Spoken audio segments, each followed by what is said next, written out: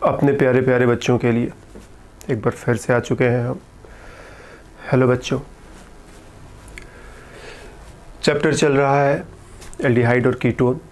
पिछले 2 क्लासेस में हम लोगों ने न्यूक्लियोफिलिक एडिशन और nucleophilic addition with loss of water, इन 2 टॉपिक्स को डिस्कस किया है। और आज के क्लास में हम लोग एल्डोल कंडेंसेशन के ऊपर काम करने जा रहे हैं। तो जस्ट एक एग्जांपल के ज़रिए सबसे पहले एल्डोल कंडेंसेशन को तुम्हारे साथ इंट्रोड्यूस करते हैं और फिर धीरे धीरे आगे बढ़ निकलेंगे।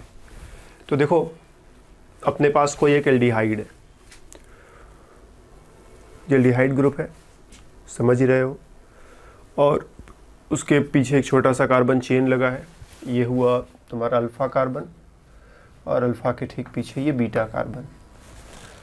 तो एल्डोल कंडेंसेशन के लिए अपने को ऐसा एल्डिहाइड या ऐसा कीटोन भी चलेगा। फिलहाल हम एल्डिहाइड के साथ स्टार्ट कर रहे हैं, थोड़ी देर में कीटोन तक भी पहुंच जाएंगे। तो ऐसा एल्डिहाइड या ऐसा कीटोन चाहिए जिसमें अल्फ़ा कार्बन होना चाहिए। टॉटोमेरिज्म हम लोगों ने पढ़ा है, एल्डिहाइड और कीटोन्स का जो सबसे पहला लेक्चर था उसमें तुम्हें टॉटोमेरिज्म ही समझाया था। तो ऐसा एल्डिहाइड चाहिए, ऐसा कीटोन चाहिए जिसमें टॉटोमेरिज्म पॉसिबल है, जिसमें टॉटोमेरिज्म करने वाला अल्फ़ा हाइड्रोजन होना चाहिए। तो यहाँ पर अल्फ़ा हाइड्रोजन है। इसी एल्डिहाइड के 2 मॉलिक्यूल्स आपस में रिएक्शन करेंगे। एक मॉलिक्यूल ये हो गया, फिर इसी को थोड़ा घुमा फिरा करके यहाँ पर लिख दिया है ना, एल्डिहाइड ग्रुप वही रहा, फिर ये कार्बन ये रहा, फिर ये कार्बन इधर थोड़ा नीचे लटका दिया है। ओके, इस वाले कार्बन को थोड़ा नीचे लटका दिया है, कोई बड़ा काम नहीं किया है। तो एक इसी मॉलिक्यूल को उधर फिर से लिख लिया है, थोड़ा स्टाइल बदल दिया है। इस एल्डिहाइड को किसी डाइल्यूट एल्कली जैसे NaOH, KOH ऐसे बेसिस जो पानी में घुलते हैं और घुल करके हाइड्रोक्साइड आयन प्रोड्यूस करते हैं, तुम उनको एल्कली कहते हो। तो डाइल्यूट NaOH, डाइल्यूट KOH, कुछ ऐसा एल्कली ले लिया, उसके साथ हीट करोगे तो तुम देखोगे ये अल्फ़ा कार्बन, यहाँ से ये दोनों हाइड्रोजन और ये carbonyl group, C double bond O को कार्बोनिल ग्रुप कहते हो, इसका ये ऑक्सीजन, इतना पोर्शन बाहर निकल जाएगा। ठीक, H2 और O मिला करके H2O, पानी का मॉलिक्यूल बाहर निकला। इस कार्बन को इस कार्बन के साथ मिला करके एक डबल बॉन्ड हम बना लेंगे, और फिर इस कार्बन के साथ जो भी 2 ग्रुप्स यहाँ पर दिखाई पड़ रहे हैं उनको उसी तरह से उठा करके यहाँ लिख दो। इस कार्बन के साथ जो 2 ग्रुप्स दिखाई पड़ रहे हैं उनको उठा करके यहाँ लिख दो, और रिएक्शन पूरा हो गया। तो कार्बन कार्बन डबल बॉन्ड कैसे बना? इस कार्बन और इस कार्बन के बीच में डबल बॉन्ड बनाना है, और ये हाइड्रोजन और ऑक्सीजन को मिला करके पानी का मॉलिक्यूल बनाते हुए बाहर निकाल देना है। Reaction complete. जो प्रोडक्ट बना है उसे तुम कहोगे अल्फ़ा बीटा अनसैचुरेटेड एल्डिहाइड। ये एल्डिहाइड ग्रुप, उसके ठीक बगल में ये अल्फ़ा कार्बन, उसके बगल में ये बीटा कार्बन, अल्फ़ा बीटा के बीच में डबल बॉन्ड है तो अनसैचुरेटेड। तुम जानते हो ना, ये ऐसे कंपाउंड्स जिनमें कार्बन कार्बन डबल बॉन्ड, जिनमें कार्बन कार्बन ट्रिपल बॉन्ड होता है, ऐसे कंपाउंड्स को तुम कहते हो दे आर अनसैचुरेटेड। तो इसीलिए अल्फ़ा और बीटा के बीच में डबल बॉन्ड है, सो अल्फ़ा बीटा अनसैचुरेटेड एल्डिहाइड कह रहे हैं। तो एल्डिहाइड और कीटोन्स जिनमें कम से कम 2 अल्फ़ा हाइड्रोजन रहे, क्योंकि पानी का मॉलिक्यूल बाहर निकलने के लिए 2 अल्फ़ा हाइड्रोजन चाहिए ना, उनको अगर तुम डाइल्यूट एल्कली के साथ हीट करोगे तो अल्फ़ा बीटा अनसैचुरेटेड एल्डिहाइड, या अगर कीटोन है तो अल्फ़ा बीटा अनसैचुरेटेड कीटोन तुम्हें मिलेगा। और इस रिएक्शन को हम लोग एल्डोल कंडेंसेशन कहते हैं। ऐसा क्यों, इस पर अभी हम थोड़ी देर में डिस्कशन करेंगे, इसके मैकेनिज्म में भी चलेंगे हम लोग। लेकिन फिलहाल अगर इसी रिएक्शन को थोड़ा जनरल वे में लिखना हो तो जनरल वे में लिखने के लिए हम लोग कुछ इस तरह से स्कीम बना सकते हैं। ये रहा भाई तुम्हारा एक जनरल रिएक्शन। ये एक एल्डिहाइड हुआ, एल्डिहाइड ग्रुप, फिर बगल में अल्फ़ा कार्बन, उसके बाद कोई और कार्बन चेन है तो वो भी लगा दो, फिर इसी को घुमा फिरा करके ऐसे लिख लो।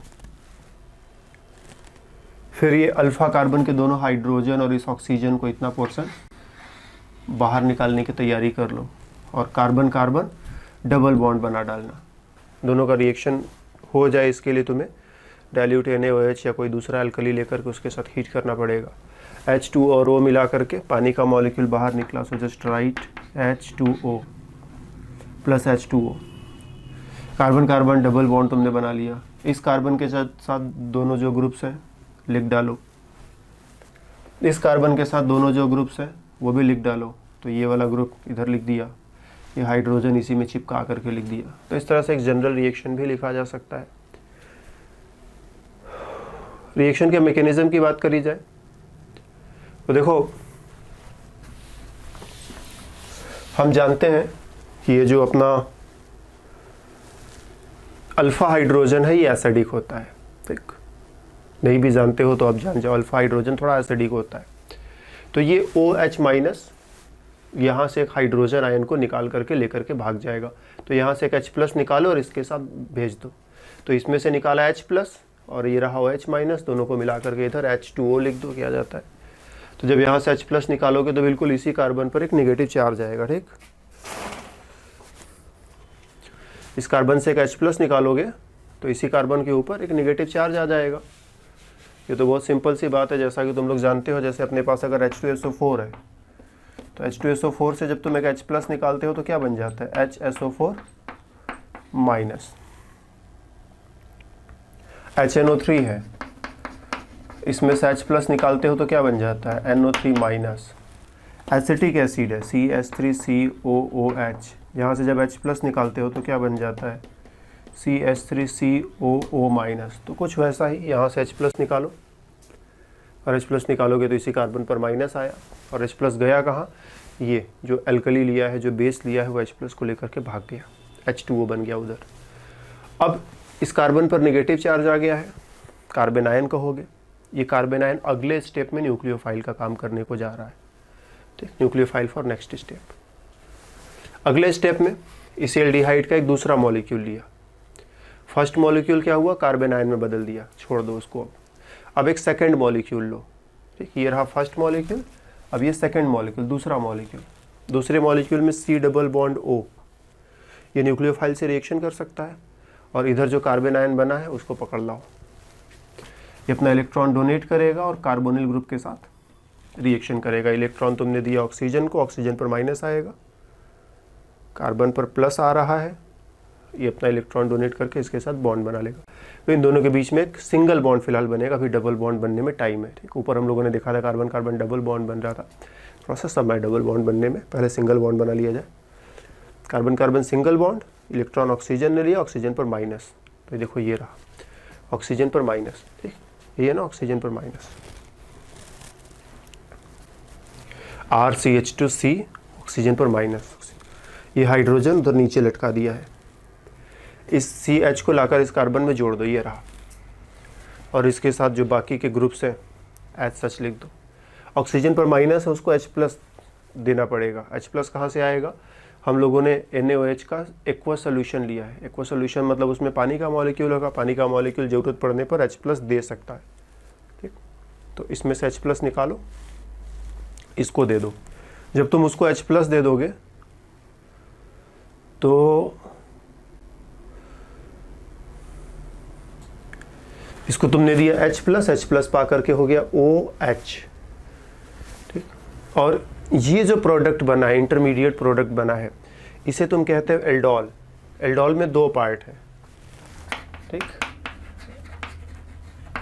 एल्डिहाइड से तुमने ले लिया एल्ड और अल्कोहल से तुमने ले लिया ऑल, तो एल्डोल। इसमें देखो एक एल्डिहाइड ग्रुप है, एक अल्कोहल ग्रुप है। तो एल्डिहाइड और अल्कोहल ग्रुप दोनों एक साथ प्रेजेंट है, इसको एल्डोल कहते हैं। और अल्कोहल ग्रुप का पोजीशन ध्यान से देखना। एल्डिहाइड ग्रुप से देखोगे तो ये अल्फा कार्बन और ये बीटा कार्बन, बीटा कार्बन पर है OH ग्रुप। तो एल्डोल जो है वो क्या है, बीटा हाइड्रोक्सी एल्डिहाइड है।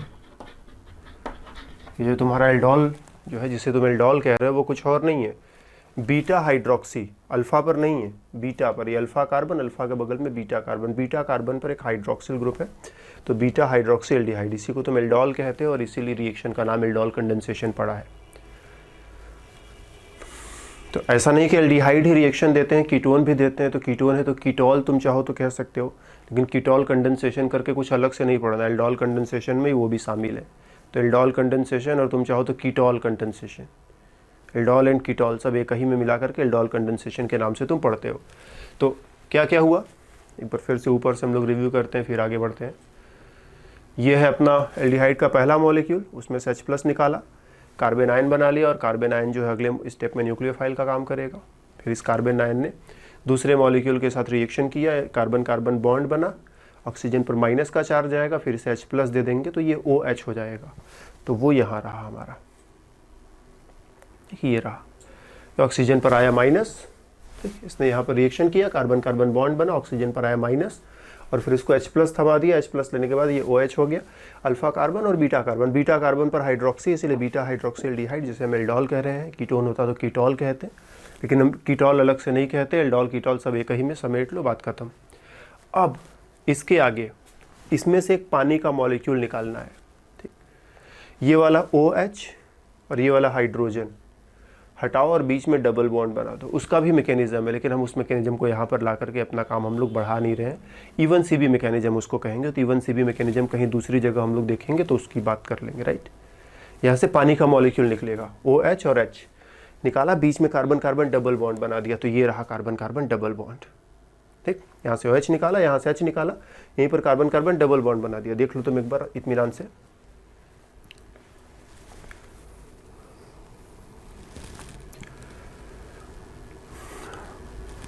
तो डबल बॉन्ड बनने के लिए, डबल बॉन्ड बनाने के लिए इसको थोड़ा NaOH के साथ हीट करना पड़ेगा। हीट नहीं करोगे तो रिएक्शन यहीं एल्डोल पर रुका रहेगा, ठीक। अगर हीट नहीं करते हो तो रिएक्शन यहीं पर इसी स्टेप पर रुका रहेगा। यहाँ से यहाँ आना है तो तुम्हें थोड़ा सा हीट भी करना पड़ेगा। तो तुम चाहो तो रिएक्शन को यहाँ रोक लो, चाहो तो रिएक्शन को यहाँ तक आने दो। ये डिपेंड करता है कि तुमने हीट किया है या हीट नहीं किया। हीट नहीं किया, लो टेम्परेचर रखा है, तो वहीं पर रिएक्शन रुका रहेगा। हीट करोगे तो फिर वहाँ से यहाँ आगे भी बढ़ेगा। तो तुम्हें एल्डोल पर रुकना है कि अल्फा बीटा अनसैचुरेटेड एल्डिहाइड ने, एल्कीन ये गलती से लिख गया है, ये एल्कीन नहीं, aldehyde, alpha beta unsaturated aldehyde. तुम्हें एल्डोल पर रुकना है या अल्फा बीटा अनसैचुरेटेड एल्डिहाइड तक पहुंचना है। ये डिपेंड करता है कि तुम हीट करोगे या हीट नहीं करोगे। हीट नहीं करोगे तो वहीं पर रुक जाएगा, हीट करोगे तो यहाँ पर आकर के रुकेगा। कभी कभी एग्ज़ाम में ये चीज़ साफ साफ नहीं लिखते हैं, तो उस चीज़ को हम लोग अपना दिमाग लगा करके थोड़ा सा हैंडल कर लेंगे ना। लेकिन सच्चाई यही है कि अगर तुमने हीट नहीं किया तो यहीं पर रुक जाएगा, और हीट किया तभी रिएक्शन यहाँ तक आएगा। तो अगर तुमने सिर्फ यहीं तक कराया रिएक्शन तो बोलते हैं एल्डोल एडिशन, ठीक है, यहीं पर बात ख़त्म हो गई तो कहते हैं एल्डोल एडिशन। और यहाँ तक हो गया, पानी का मॉलिक्यूल बाहर निकला। जब पानी का मॉलिक्यूल बाहर निकलेगा तभी बोलेंगे कंडेंसेशन। कंडेंसेशन का मतलब ये होता है कि एक मॉलिक्यूल और दूसरा मॉलिक्यूल जब आपस में जोड़ोगे तो कुछ ना कुछ बाहर निकालो। जब दो मॉलिक्यूल्स को जोड़ा है तो कुछ ना कुछ बाहर भी निकालो। कुछ बाहर नहीं निकाला है तो एडिशन, और कुछ बाहर निकाला है तो कंडेंसेशन।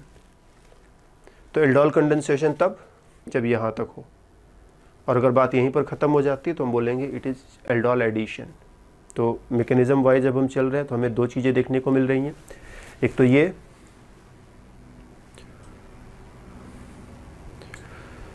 कि एल्डिहाइड जो है सब एक साथ नहीं आ जाएगा क्या स्क्रीन पर,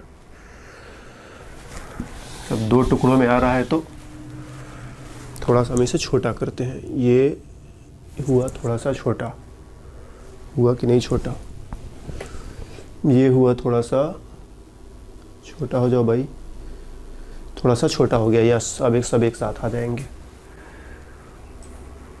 सब कुछ एक साथ ना। यस, तो एल्डिहाइड के दो मॉलिक्यूल्स, पहले मॉलिक्यूल का बना कार्बन आयन जो कि न्यूक्लियोफाइल बन करके दूसरे मॉलिक्यूल के साथ रिएक्शन करेगा। फिलहाल तो ऑक्सीजन पर माइनस आया, लेकिन जब इसको H+ मिल जाएगा तो OH बन जाएगा। तो एल्डिहाइड और अल्कोहल मिला करके बोलते हैं ये एल्डोल है। और फिर जब इसको NaOH के साथ फर्दर हीट करते हैं तो यहाँ से OH और यहाँ से H, मतलब पानी का मॉलिक्यूल निकलेगा, कार्बन कार्बन डबल बॉन्ड बनेगा। तो तुमने रिएक्शन यहीं पर रोक दिया तो एल्डोल एडिशन, और रिएक्शन को यहाँ तक होने दिया, तब बोलोगे कि एल्डोल कंडेंसेशन हुआ। तो ये हुआ एल्डोल कंडेंसेशन का मैकेनिज्म। और डेफिनेटली इसमें केवल एल्डिहाइड ही नहीं, अगर कोई कीटोन होता तो भी पार्टिसिपेट कर सकता था। उसका भी एग्जाम्पल हम लोग लेते हैं अभी। फिलहाल थोड़ा आगे बढ़ा जाए। मोर एग्जाम्पल्स, कुछ और एग्जाम्पल्स देखे जाए तो फिर से एक दूसरा एल्डिहाइड है, देखो अल्फा कार्बन है, इस पर 2 हाइड्रोजन कम से कम होने चाहिए, यहाँ तो 3 हाइड्रोजन है।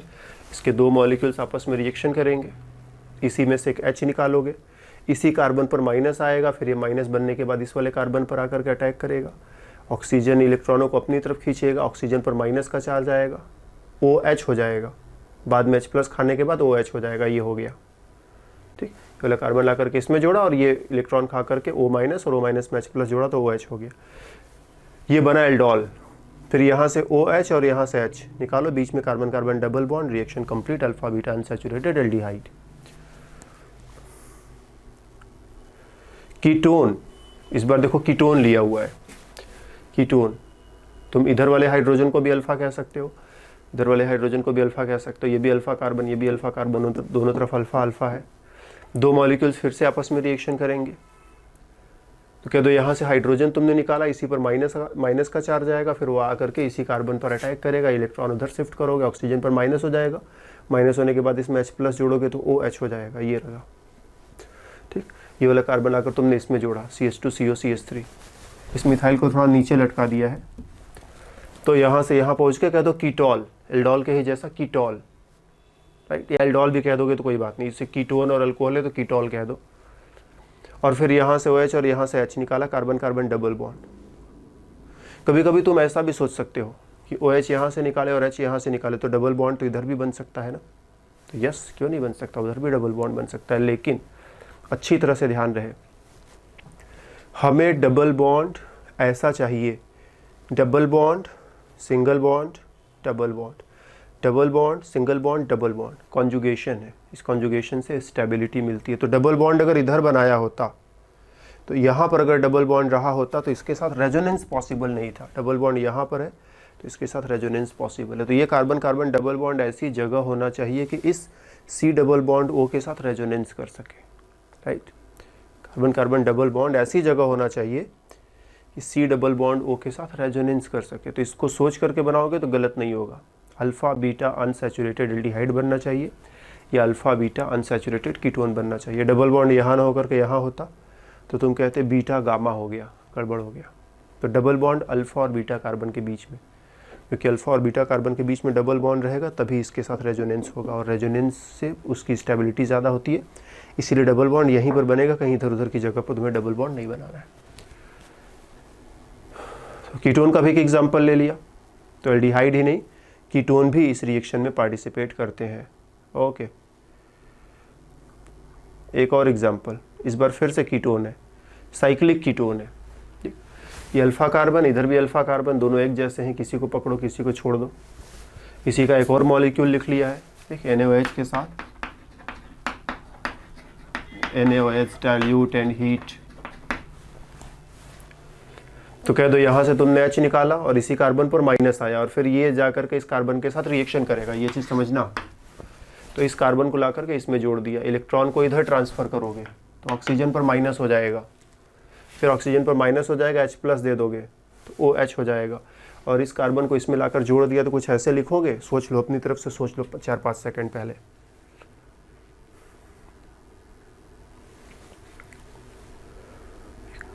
यहाँ पर माइनस का चार्ज आएगा, ये इस पर रिएक्शन करेगा, इलेक्ट्रॉन उधर शिफ्ट करोगे, ऑक्सीजन पर माइनस आएगा, फिर OH हो जाएगा। इस कार्बन को इसमें जोड़ोगे, थोड़ा इसको घुमाना पड़ेगा तो ऐसा दिखेगा ना, और फिर यहाँ से OH और यहाँ पर एक हाइड्रोजन अभी है, यहाँ से हाइड्रोजन निकालोगे, यहीं कार्बन कार्बन डबल बॉन्ड बनेगा, तो कुछ ऐसे लिखा जाएगा। और ध्यान देना, double bond single bond double bond conjugation है, रेजोनेंस का जो बेनिफिट मिलना चाहिए था अभी पीछे जो बात कर रहे थे, ये अल्फा और बीटा के बीच में डबल बॉन्ड, तो ये रहा अल्फा, ये रहा बीटा, अल्फा बीटा के बीच में डबल बॉन्ड बना, और इस डबल बॉन्ड में, इस डबल बॉन्ड और इस डबल बॉन्ड में कॉन्जुगेशन है, रेजोनेंस है, इसीलिए डबल बॉन्ड यहीं बनेगा, कहीं इधर उधर नहीं बनेगा। ओके, तो 3 एग्जाम्पल्स हम लोगों ने ले डाले बैक टू बैक।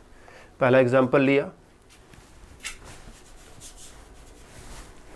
पहला एग्जाम्पल हमने लिया एल्डिहाइड और एल्डिहाइड के 2 मॉलिक्यूल, ठीक, इस कार्बन को ला करके इस कार्बन में जोड़ दो डबल बॉन्ड से, यहाँ पहुँच जाओगे, जो जो फालतू चीज़ें हटानी है हटाओ। फिर दूसरा एग्जाम्पल लिया कीटोन, इस अल्फा कार्बन को ला करके इस वाले कार्बन में डबल बॉन्ड से जोड़ दो, ठीक, और ऐसा करोगे तो तुम सीधे यहाँ पर पहुँच जाओगे। रिएक्शन को ऐसे विजुअलाइज करो, ठीक, इसी रिएक्शन को देखो तुम ऐसे विजुलाइज करो, CH3CO CH3 और CH2CO CH3 एंड H। ये वाला जो CH3 है इसको ऐसे विजुलाइज करो और ये इतना पोर्शन निकालने के बारे में सोचो। और इतना पोर्शन निकाला नहीं कि तुम यहाँ पहुँचे नहीं, तो रिएक्शन को ऐसे भी देखो, step by step, mechanism bye mechanism तो हम लोग बना ही लेंगे, लेकिन डायरेक्ट लिंक भी बनाओ अपने माइंड में। ये अल्फा हाइड्रोजन हटाया, 2 ऑक्सीजन हटाया और कार्बन कार्बन डबल बॉन्ड बनाया, गेम ओवर, रिएक्शन पूरा हुआ। इसी तरह से ये वाला रिएक्शन, इसको भी उसी तरह से विजुलाइज करो, देख इसको भी उसी तरह से विजुलाइज करना सीखो कि ये रहा अपना एक मॉलिक्यूल और ये रहा अपना दूसरा मॉलिक्यूल।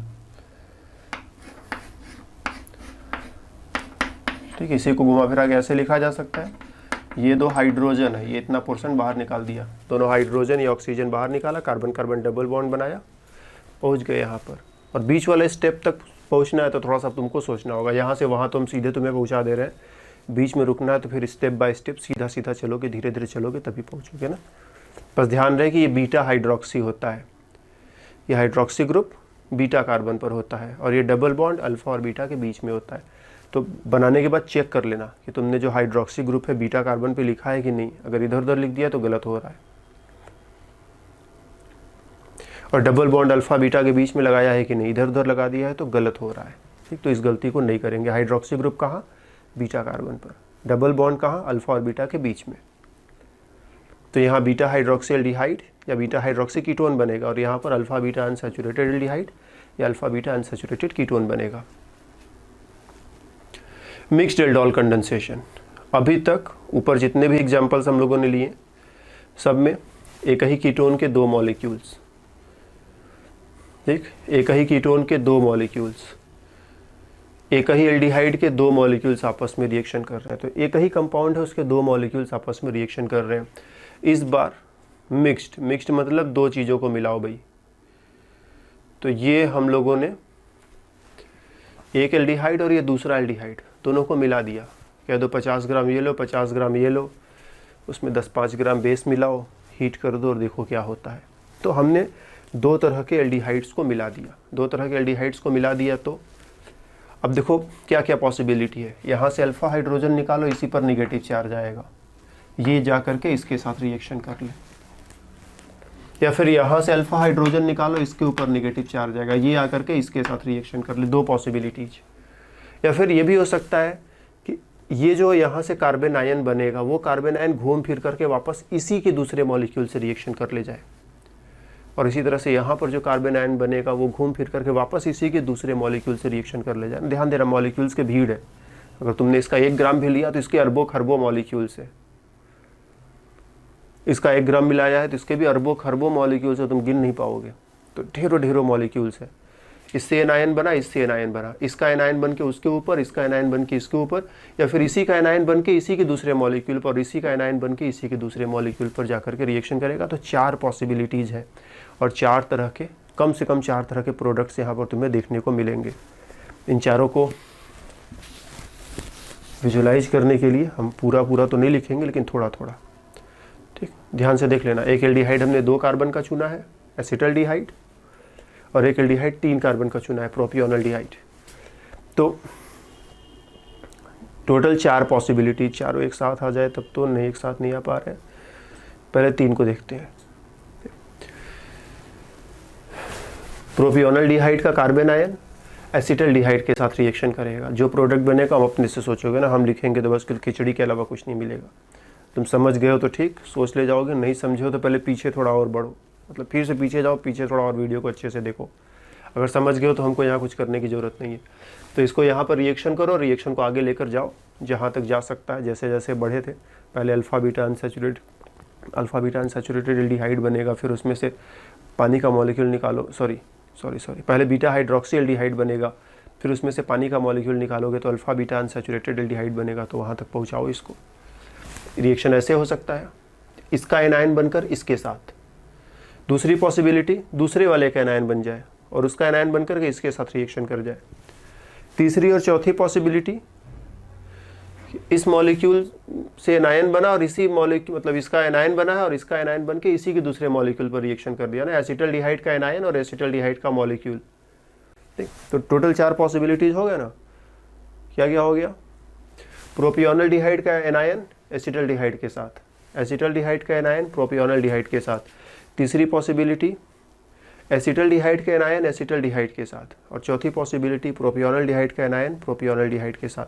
तो ये 4 पॉसिबिलिटीज़ है। चारों में पहले बीटा हाइड्रोक्सिल्डिहाइड बनेगा, फिर चारों में अल्फा बीटा अनसैचुरेटेड एल्डिहाइड बनेगा। तो चारों में जो फाइनल प्रोडक्ट या इंटरमीडिएट प्रोडक्ट जहाँ भी रुकना है रुकना सीखो।